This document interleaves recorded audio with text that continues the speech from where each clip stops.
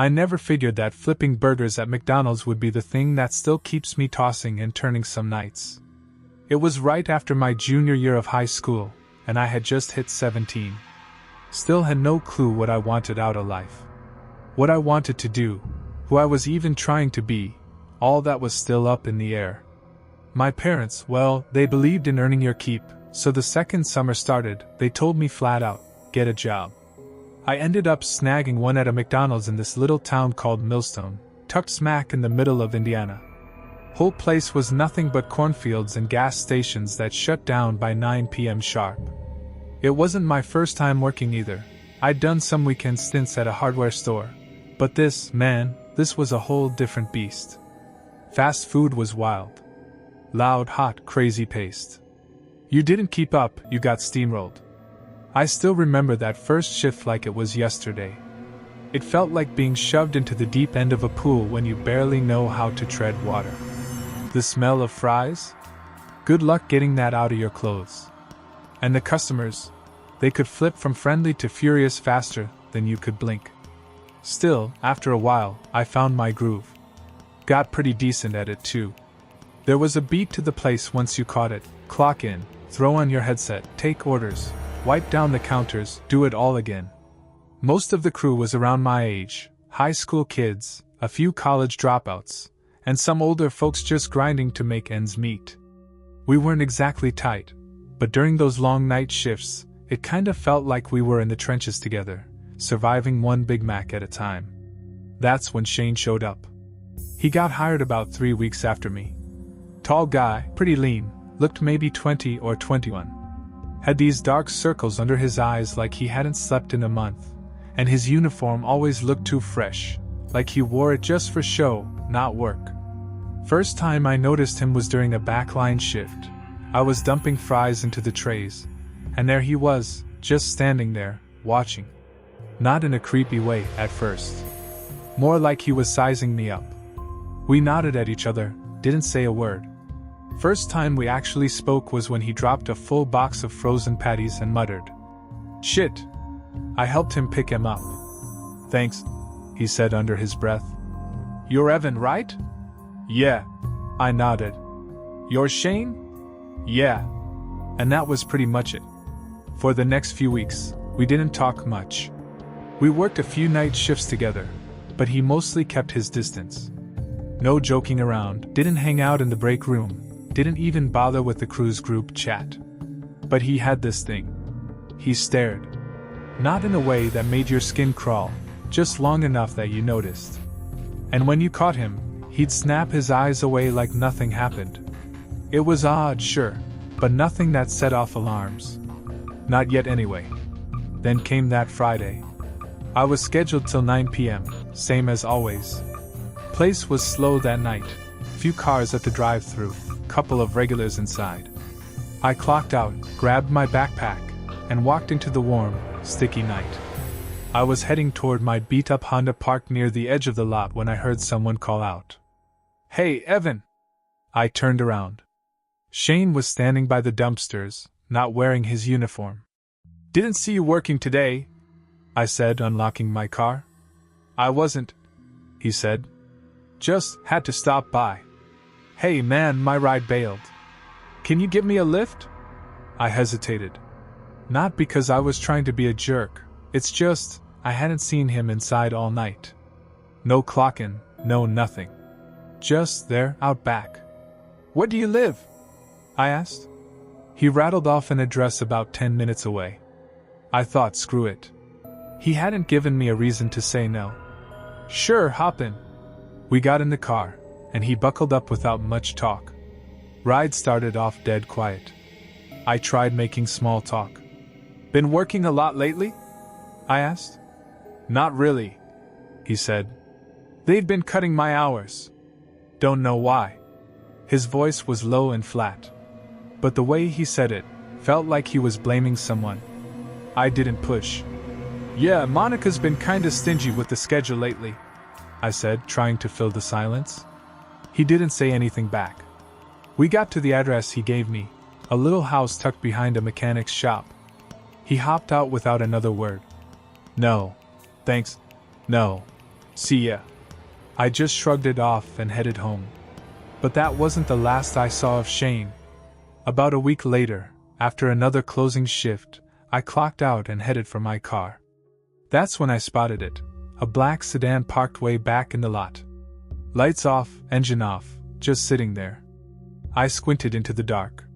Behind the wheel, I could make out a tall, skinny shape. It was Shane. He hadn't been working. No one had even seen him that day, and yet there he was, just watching. I slid into my car and pulled out slow, glancing into my rearview. The sedan didn't move right away. But just as I rolled up to the stop sign at the lot's exit, its headlights clicked on and it pulled out after me. I turned right. So did he. I tried to stay calm. Maybe he lived that way too, right? But when I passed the turn to his street, and he kept following, my gut twisted into a knot. I knew I couldn't just drive home. Didn't want him knowing where I lived. So I ducked into another neighborhood, weaved around a few blocks, and pulled into some random driveway. Shane's car cruised by real slow. No wave. No look. Just kept going. I sat there for a good 5 minutes before finally heading home. When I got there, I locked up tight and barely slept a wink. Few days later, my phone buzzed with a text. It was from Shane. I didn't even remember giving him my number. Then it hit me. Someone had made a group chat for shift swaps and whatnot. That had to be where he grabbed it. Hey, you working tomorrow? I need a ride.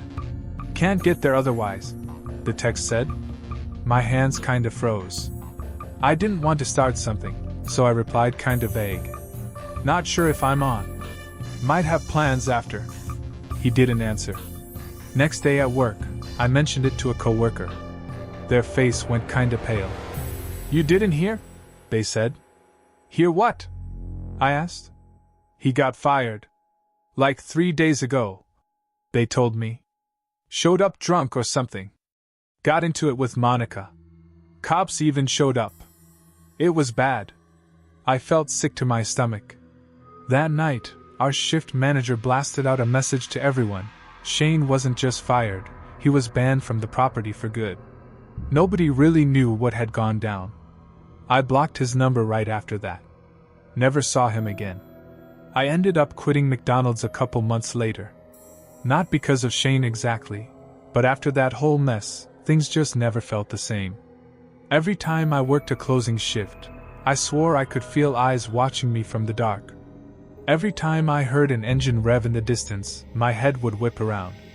I started parking my car closer to the building, kept a flashlight tucked in the glove box. Sometimes I still wonder what would have happened if I'd let Shane back in my car that night. What he was really after, why he was just sitting there, hidden in that lot, watching like that. I wasn't even planning on going out that Saturday. But the hunger got the better of me. It was early spring. One of those days warm enough to lose the jacket but windy enough to make you kinda wish you hadn't. I'd been holed up in my tiny apartment all morning, half paying attention to crime documentaries on YouTube, while thumbing through food delivery apps, all of them showing insane wait times. I live in a neighborhood close to downtown Graybridge, busy streets, packed sidewalks, every kind of storefront crammed together. Around 3 p.m., I finally snapped. I needed food. Fast, greasy, no waiting around. I needed McDonald's. There's one on Silver Avenue, about a 15-minute walk from my place. It's squeezed between a beat-up liquor store and a sketchy old shoe repair shop that's basically always closed. Doesn't look like much, but it's popular, probably 'cause it's open late, and you always know what you're getting. When I got there, it was way more crowded than usual. Not crazy, but packed enough that the air conditioner might as well not have been running. A bunch of teenagers were camped out by the counter waiting on their milkshakes.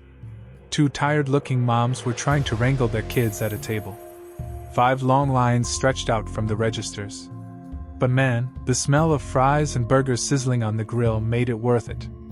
I jumped into the back of one of the lines, eyes locked on the menu glowing above the registers, already dreaming about sinking my teeth into a Big Mac. The line crept forward. Slow as molasses, but at least it moved. People shuffled up one tiny step at a time. My stomach let out a low growl. I kinda zoned out, just watching the workers busting their butts behind the counter, sweating, moving like a choreographed mess. The whole place was buzzing, but under it all, there was this weird feeling. Like a whisper in the back of my mind, telling me something was just off. That's when it happened. A man brushed past the folks behind me and slid up next to my side, way too close. He looked like he was in his late 30s, maybe early 40s. Skinny but hunched a little, like he was trying to disappear into the crowd. Had on a navy hoodie with the hood pulled up and jeans that were soaked at the bottom like he'd been stomping through puddles. His face was rough, cracked lips, sunken eyes. He didn't look homeless, not exactly. Just wrecked. "Hey," he said real soft, almost like he was embarrassed. "Mind if I just hop in real quick? Just need a water. Real thirsty, man." He looked me right in the eye. Hard to say no to that. He didn't seem dangerous. Even gave this weak little smile. "Yeah, sure," I said, stepping back half a step. "Just water, right?" He nodded once. "Appreciate it, bro." He slipped in front of me and waited. The person ahead of us finished their order, and hoodie guy stepped right up to the counter. I figured he'd just ask for a cup of water. He didn't. He started rattling off a full-blown order. 2 McChickens, large fries, a double cheeseburger, no pickles, large Sprite. "Oh, and you still got the Oreo McFlurry? Cool, toss that in too." I just stood there blinking at him. At first, I thought maybe he just changed his mind. But the longer I listened, the more obvious it got. He straight up lied to my face. I stepped forward and tapped his shoulder real light. "Hey man," I said. "You said you just wanted water." He barely turned his head. Just gave this lazy wave like I was a fly buzzing around his ear. That ticked me off.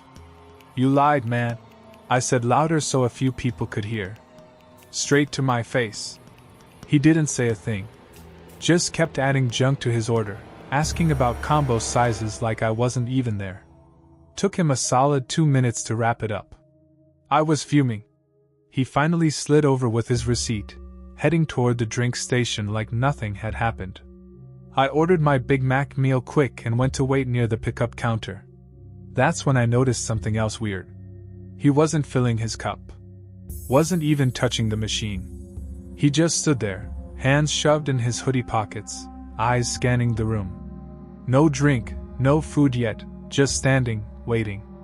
It wasn't creepy exactly. More like, he was planning something. I wasn't about to just stand there like an idiot. I walked up to him again. "You know," I said, "if you'd just been straight with me, I might have still let you cut." He turned real slow. His face had changed. Gone was the sheepish act. Now his eyes were blank. Empty. "Plans change," he muttered. Then he let out this dry, hollow laugh. Like he was laughing at me, not with me. I shook my head and turned away. "Real piece of work, man," I muttered.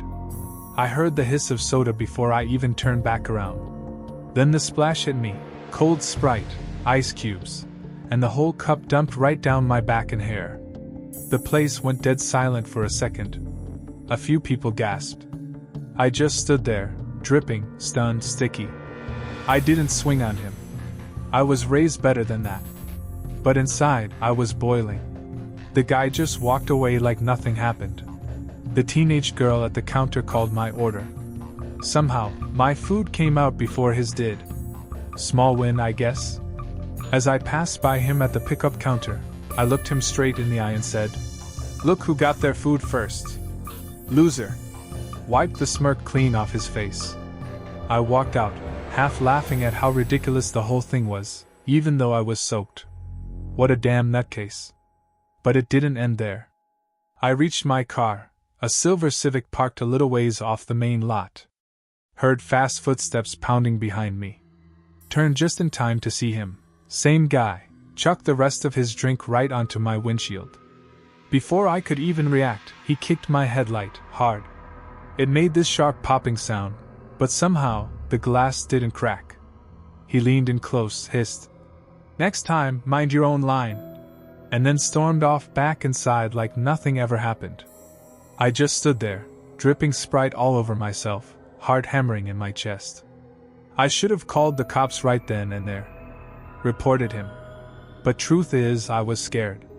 There was something in his eyes, or maybe the lack of it. No anger. No guilt. Just this empty, hollow look. I haven't set foot in that McDonald's since, and every time I think about it, I realize it was never about the food. That guy, he wasn't after fries or a Coke. He wanted something else entirely. Power. Control. A way to make someone feel small for a minute. And that day, he picked me. But what really gets under my skin is what happened later. A buddy of mine who still eats there swears he saw the guy again. Same gray hoodie. Same dead, vacant eyes. Only this time, he didn't just chuck a drink, he followed somebody into the restroom. And nobody ever saw that person come back out. Never in a million years did I think a simple McDonald's run would turn into a full-blown nightmare. My name's Logan Barrett, by the way. I'm 29 years old, living by myself in a small second-floor apartment in Everett, Washington, this quiet little city north of Seattle that most folks either drive through or forget even exists. It's not the kind of place where you're always looking over your shoulder. That's probably why this whole thing still sticks with me so bad. Because it blindsided me. Out of nowhere. I work from home doing web development, freelance gigs. Mostly e-commerce sites and app designs for small businesses that can't afford the big agencies. The kind of grind where you're either writing code, testing stuff, or sitting around waiting for client feedback at the weirdest hours. That particular day was already off to a lousy start. My sleep schedule was a mess, I skipped lunch, and I had this big UI project deadline breathing down my neck. It was manageable, until the Wi-Fi crapped out. Right around 3:30 in the afternoon.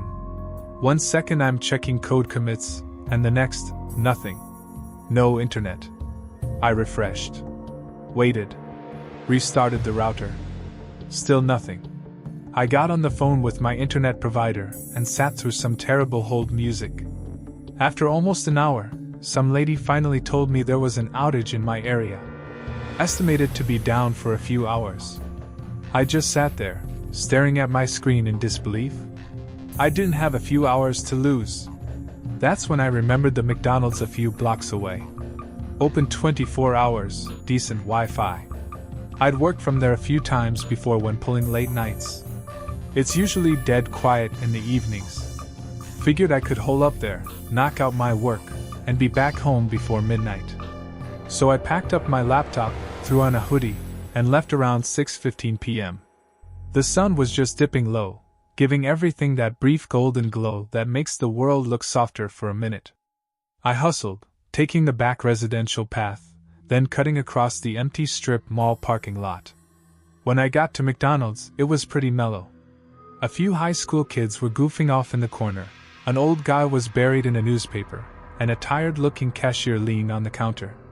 I grabbed a black coffee and a McChicken, found a booth way in the back near an outlet, and set up shop. Honestly, it was pretty perfect at first. Wi-Fi kicked in right away, coffee was strong, and the low hum of noise helped me focus. I got in the zone. Hours slipped by. I barely even looked up. It wasn't until I hit submit on the final file that I noticed how quiet it had gotten. It was a little after 9 p.m. The place was almost empty now. Only one other guy left, sitting near the front. He had a dark gray hoodie pulled low over his face, head tilted down like he was glued to his phone, or maybe just staring at nothing. I figured he was just another night owl like me. Didn't give it much thought. I packed up slowly, drained the last of my coffee, and tossed it in the trash. Slid my laptop into my bag, zipped up my hoodie. Time to call it a night. I pushed open the glass door, and the cold air hit me harder than I expected. The parking lot was nearly deserted, lit by a few sad, flickering lights. That's when I spotted him. The hoodie guy. He had come out right behind me. He wasn't walking off to a car. Wasn't heading anywhere.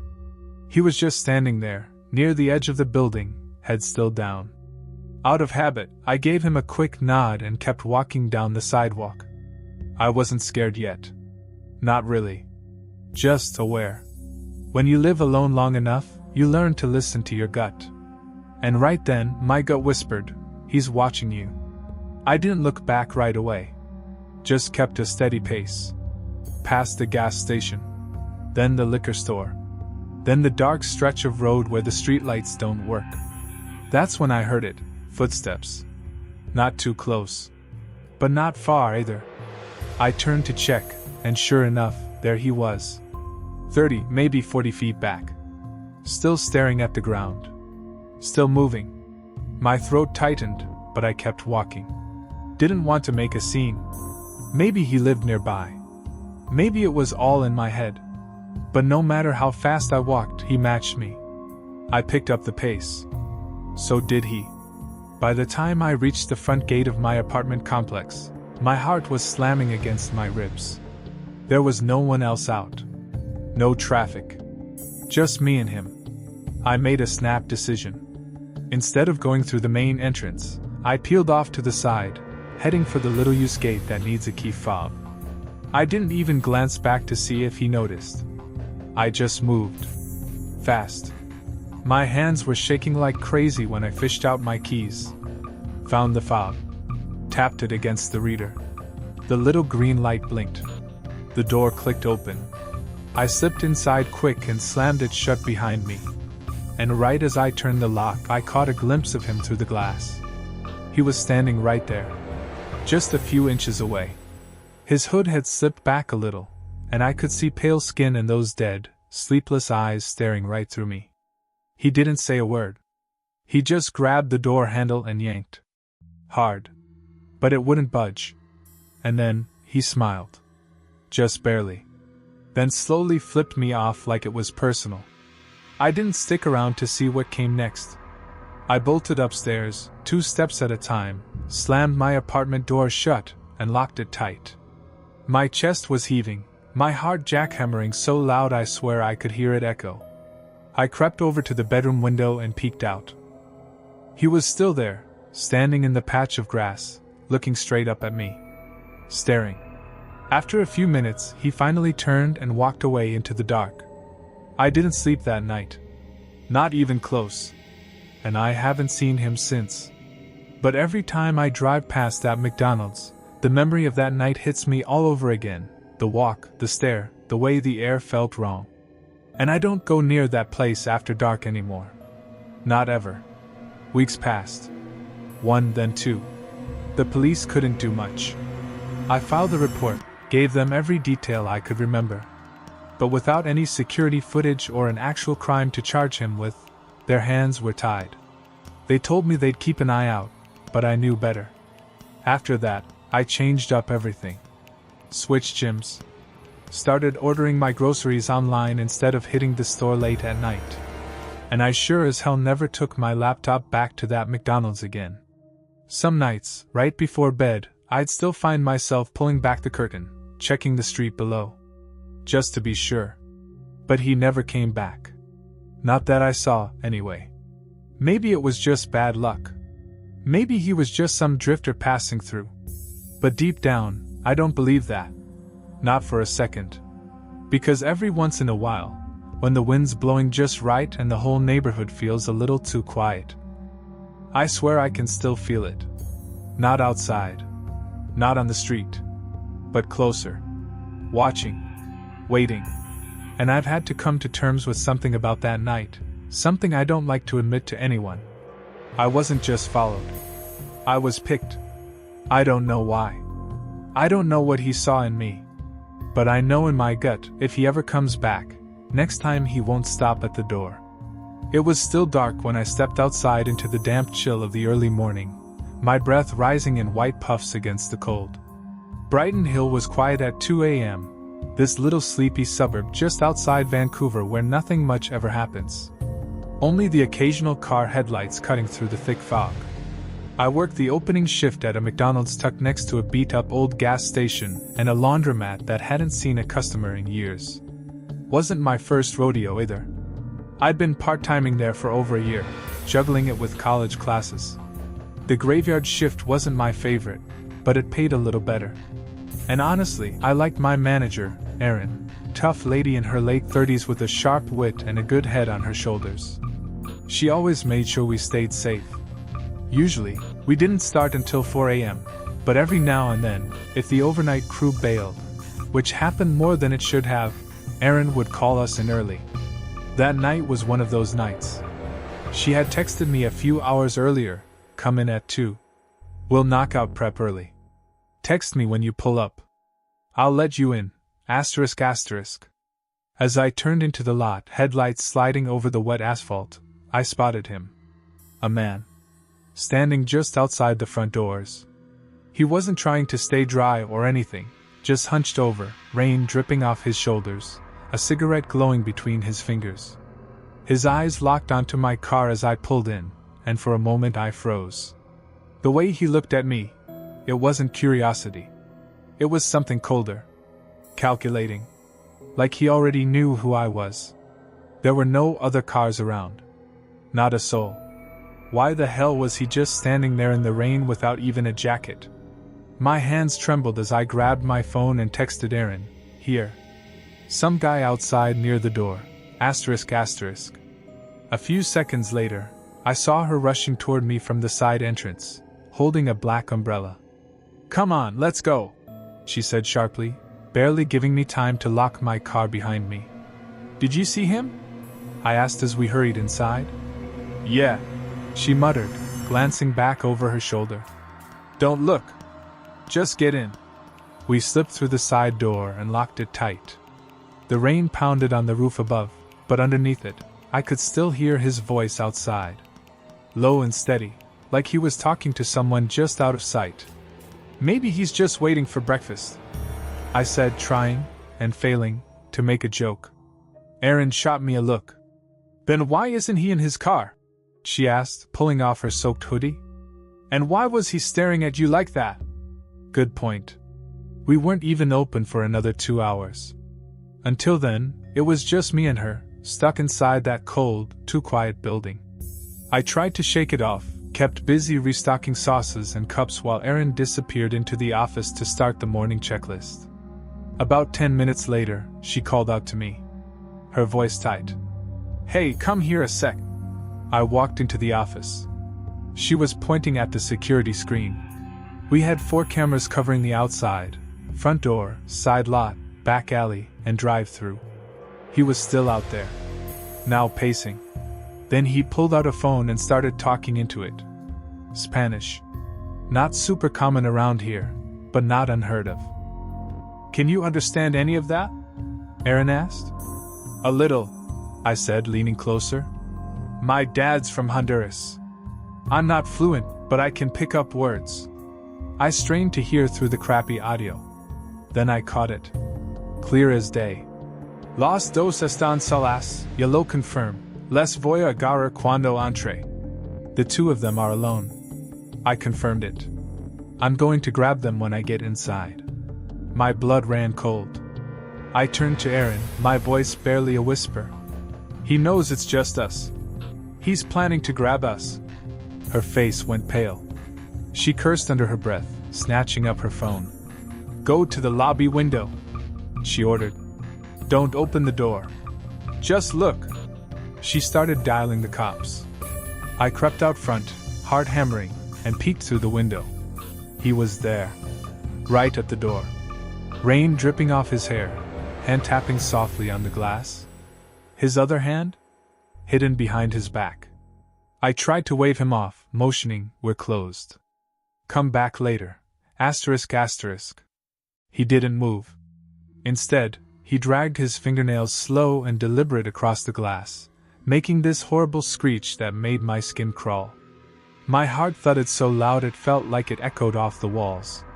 I tried to keep my face calm, like I wasn't scared, but I knew he saw right through me. And then he said it, loud enough to make sure I heard. His voice was thick with hatred. Cerda. Pig. I froze. He knew I could understand Spanish. He wanted me to. Wanted to make sure I got the message. From the back, I heard Erin shout. They're sending a unit right now! They're just a few blocks away. I stayed there, frozen behind the counter, as the guy's stare turned meaner, more agitated. He yanked on the door, testing it. Locked. Thank God. Then he reached into his coat and pulled out something long and nasty looking, a rusted screwdriver. That's when the banging started. Wild, heavy thuds against the glass. Aaron was suddenly at my side, whispering sharp. Back away. Come on. We ducked down and moved toward the kitchen, keeping low and quiet. Less than 10 minutes later, flashing red and blue lights flooded the windows. The guy bolted. We crouched behind the fryer line and watched as the officers swung him in the parking lot. One of them tackled him before he could even yank open the door to his rusted-out Ford parked near the alley. They found duct tape in the back seat, zip ties, the screwdriver, a rag. As they shoved him into the back of the cruiser, he turned and locked eyes with me through the glass. That same look, that same rage. Like we'd ruined something for him. Like it wasn't just random, it was personal. The police said they'd follow up. Took our statements, asked 100 questions. But after that night, we never heard much more. Aaron and I kept working there, but from then on, we kept the doors locked tight until sunrise. And me? I started carrying pepper spray everywhere. Some nights, when I close my eyes, I still see his face. Soaked from the rain. Eyes burning with hate. Calling me Charita. Not like he was trying to scare me, like he was hunting me. About a week later, a detective came by during one of the late shifts. He was polite but looked dead tired, the kind of tired that comes from seeing too much bad in the world. He asked a few more questions, showed us a photo lineup, and then confirmed what we already feared. The guy wasn't some random local. Name's Victor Delgado, he told us. From near Kelowna. We've had eyes on him for a while, part of a small trafficking crew we've been tracking. Low level, mostly under the radar. He said they thought Victor was casing places along Highway 1, looking for businesses with skeleton crews, especially spots where women worked alone. Erin's face twisted up in anger. Why us? She asked. The detective hesitated a second before answering. We checked his phone, he said finally. GPS shows he's been here before. More than once. Always around the same time of night. He looked at me then, his expression softer, almost apologetic. I think he was watching you. I didn't sleep that night. I couldn't. I kept replaying everything, the stare through the glass, the whispers, that rusted-out Ford sitting in the alley. But there's one thing that still haunts me worse than anything. In Victor's phone logs, there was a final call, outgoing, made just minutes before the cops grabbed him. No voicemail. No saved contact name. Just a number. The call went through. Somebody picked up. And whoever was on the other end, they never called back. Never got caught. I never thought something so small could stick with me for so long. Back when I was 17, I had a part-time job at a McDonald's a few blocks from my house in Woodlake. This quiet, working-class town where everybody either worked at Walmart or knew someone who did. It was a good gig for a high school kid. Close to home, decent pay, nothing too crazy. My parents loved it, said it was safe, easy to walk to, and good for teaching me some responsibility. And honestly, I didn't mind it. The work wasn't exciting, but it was steady.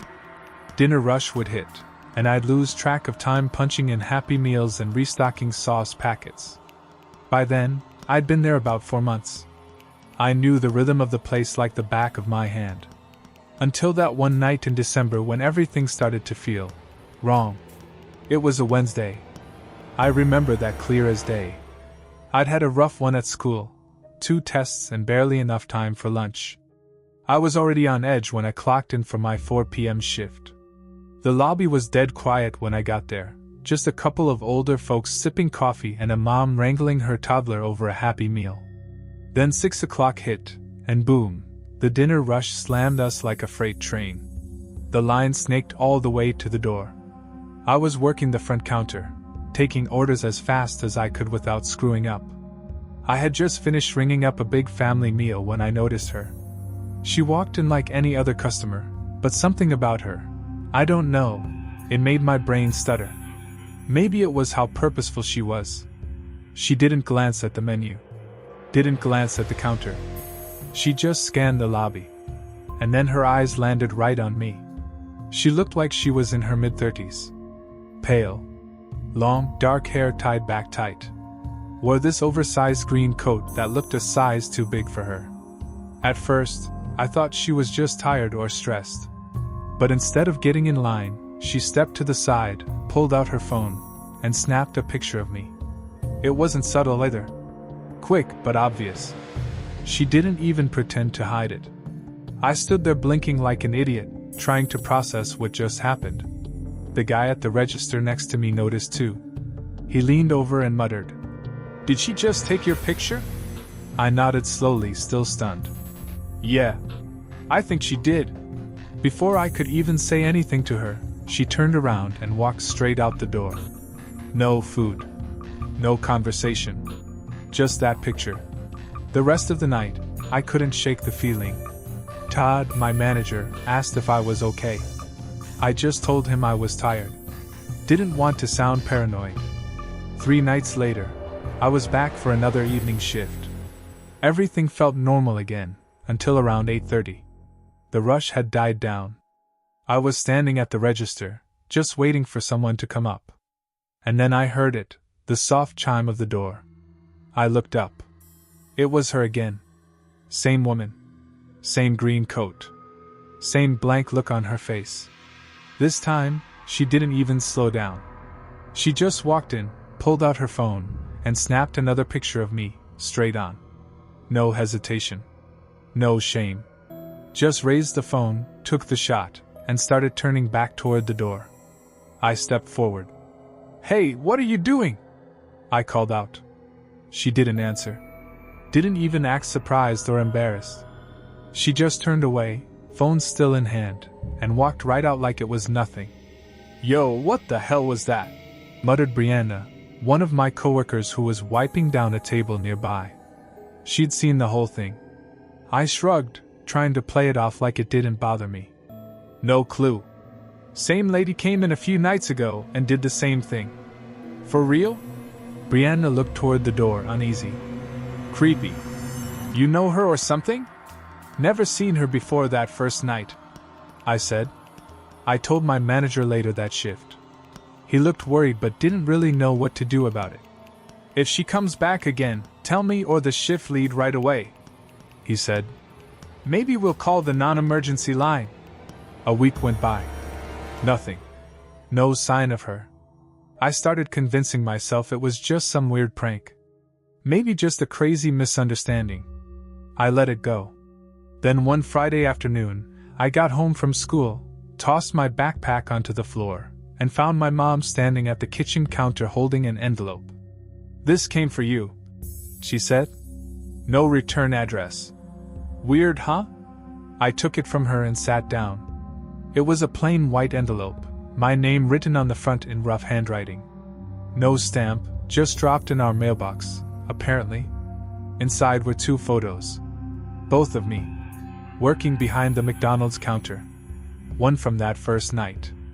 One from the second. I sat there staring, feeling that cold knot tighten in my chest. These weren't random snaps. They were clear. Centered. Focused. "What's wrong?" my mom asked, seeing my face. I hesitated, then said, "Remember when I told you about that lady taking pictures of me at work?" She nodded slowly. "This is from that," I said, handing her the photos. She frowned deep. This is creepy. Who is she?" "I don't know," I said. That night, we called McDonald's. Todd was off, but Laura, another manager, picked up. She remembered me telling them about the woman. "I'm gonna pull the cameras and file an incident report," she said. "Just to have it documented." The next couple of weeks crawled by. I couldn't shake the feeling that someone was watching me. I stopped walking to work. Made my dad drive me. I checked over my shoulder constantly, especially at night, locking up the lobby. It felt like a sliver under my skin that I couldn't dig out. Laura kept her word.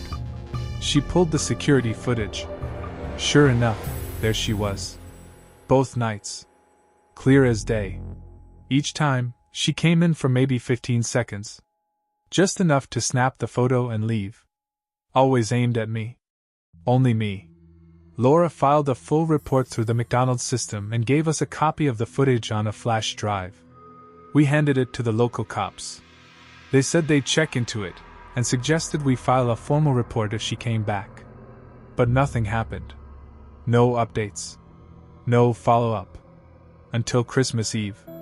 We were running a skeleton crew that night, just me, Brianna, our cook Marco, and Nate the closing manager. It was slow. Mostly drive-through orders. Folks were home with their families by then, wrapping gifts or watching Christmas movies. It was snowing hard when Nate asked if I could take out the trash. I hated doing that job at night in winter, but I said sure. I bundled up, grabbed the bag, and headed out the back door into the alley where the dumpsters were. Snow was still falling, the sky glowing that weird orange from the streetlights. I was halfway to the bins when I heard it. Crunching. Slow, steady footsteps in the snow. I froze. Turned around. She was there. Standing at the far end of the alley. Maybe 30 feet away. Same woman. Same green coat. No umbrella. No hat. Snow soaking her hair, sticking to her face. Her phone dangled from one hand. The other just hung limp at her side. I stood there, locked in place. I wanted to run, but something about her, the way she stood there, so calm, so still, it was like I couldn't move. She didn't speak. Didn't raise the phone. Just stared at me, like she was waiting. I took a slow step backward. That's when she lifted her arm and waved. A slow, deliberate wave. Like we were old friends. Then she turned and walked away. No rush. No hiding. Just slipped into the swirling snow like a ghost. I bolted back inside, heart hammering, lungs full of cold air and fear. I slammed the door and told Nate everything. He didn't waste a second. Called the cops right away. They showed up about 15 minutes later, but of course, she was already gone. Snow covered everything, no footprints left to follow. No good camera angle from that side of the building. Just me and the memory. The police took it more seriously this time, especially after they saw the pictures I'd gotten in the mail. They promised extra patrols around the neighborhood. But once again, nothing came of it. After that, she never showed up again. Not at McDonald's. Not at my house. Not in person anyway. But every few months, like clockwork, something would turn up. A photo slipped into my mailbox. Tucked under my windshield wiper. Sometimes even stuffed into my coat pocket while I was shopping. Always a picture. Always of me. Sometimes at work. Sometimes standing in my own driveway. Once through my bedroom window, taken from the street.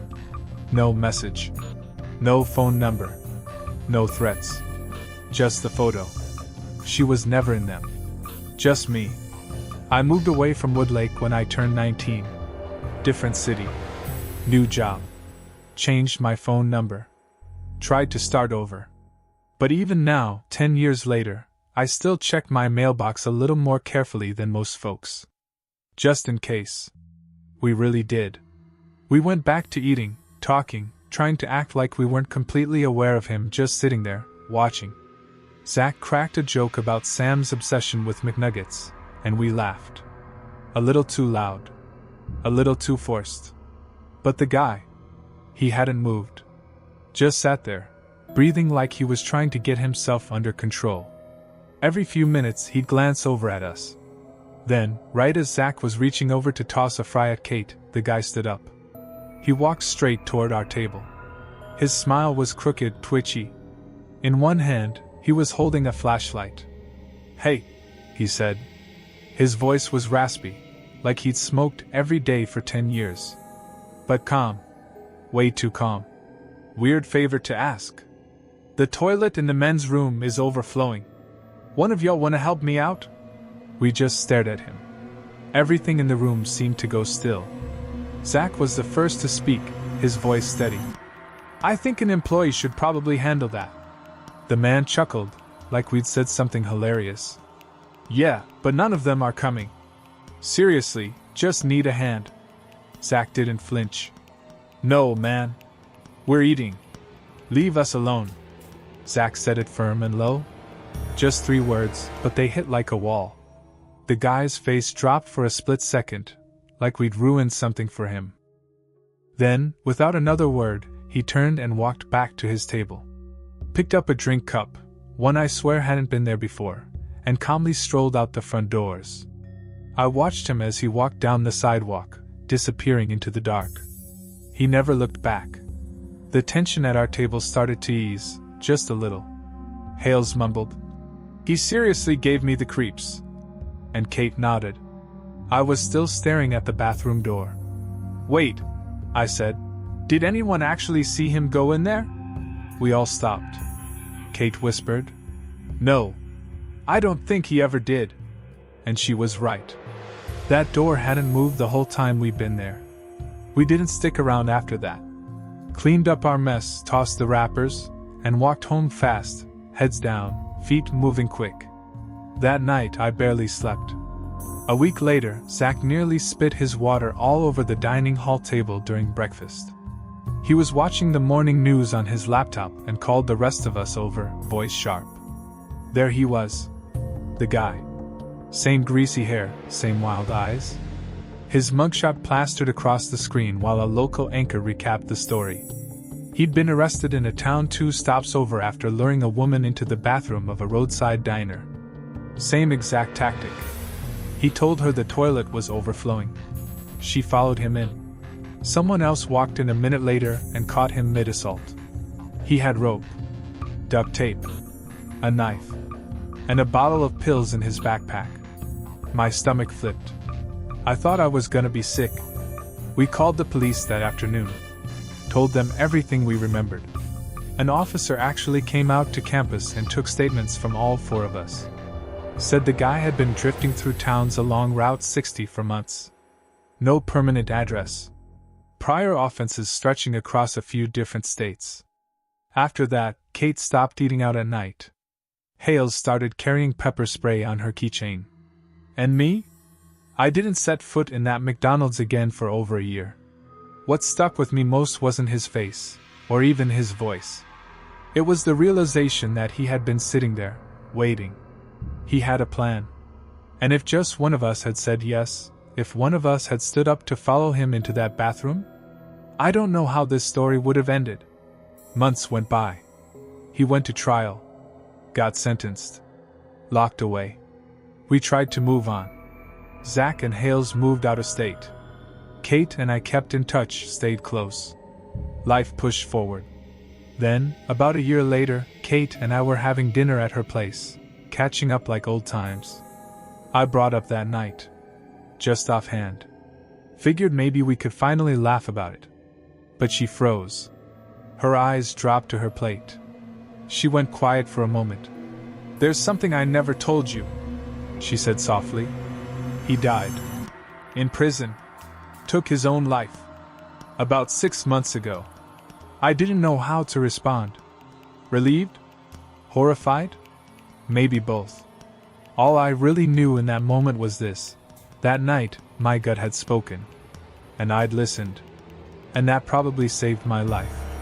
So if you ever feel that something's off, say something. Don't be polite. Don't second guess. Don't make excuses. Because monsters don't always look the part. Sometimes they smile. Sometimes they carry backpacks. And sometimes they're just one yes away from ruining everything.